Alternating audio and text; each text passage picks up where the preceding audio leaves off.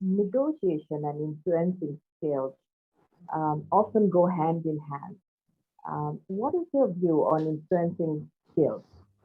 Can you please share some real life stories or examples of a good as well as a bad negotiation?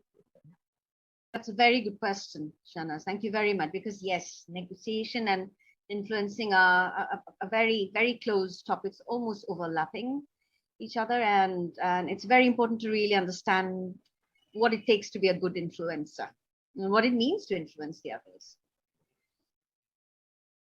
Well, when you think of an influencing situation, it's very easy to think that your goal is to, let's say, win a project.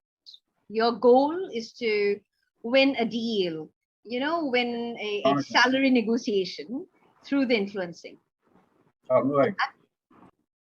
So as I was saying, in an influencing situation, it's very easy to think that your goal is to win that argument, is to win that project, win that deal, win that salary negotiation through your deal is the best deal for him. So it's to get the other person to think that you are the best, not just thinking about yourself. So generally that's what influencing is about. And in one of my previous organizations, and I was managing a cluster of countries.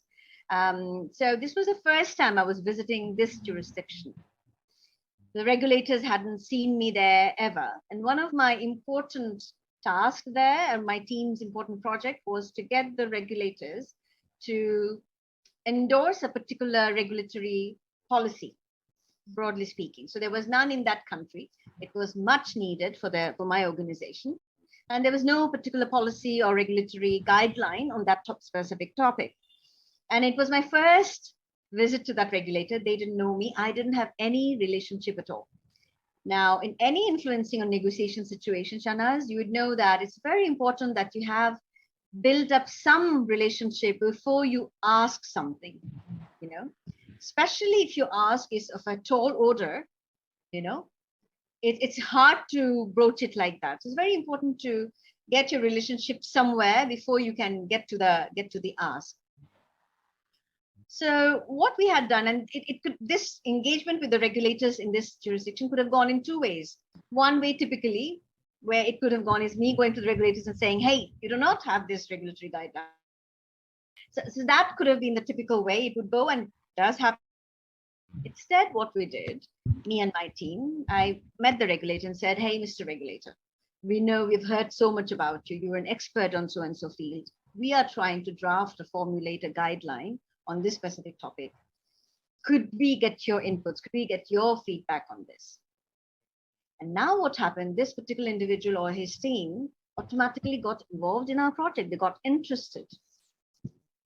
Now they were on our side of the discussion as well. And it was not just a sort of, we were actually interested in his views. We did actually get their advice and really incorporated it in our draft, really got involved and showed our engagement, asked questions, and eventually he was very much involved in the policy. And after that, then it was easier for me to say, now that we have the draft, dear Mr. Regulator, would you help us float it among the senior? He was on our side, he was engaged automatically, and he helped us to really, get that passed with the regulators.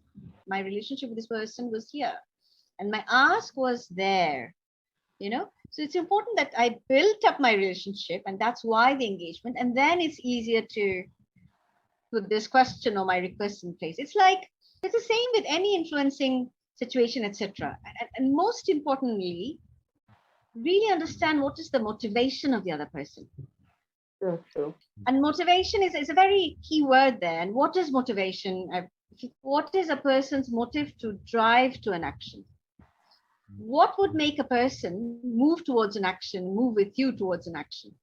So it's very, really important to understand and what would help them make a decision in your favor. Mm-hmm. And the biggest mistake we often make in negotiation is really making it all about ourselves. Or this is what I want. Drop it on the table and say, you need to solve it. Mm-hmm.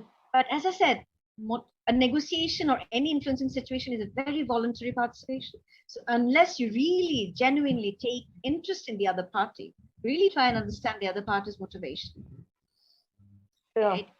in most situations the discussions go in a wrong way, doesn't go forward.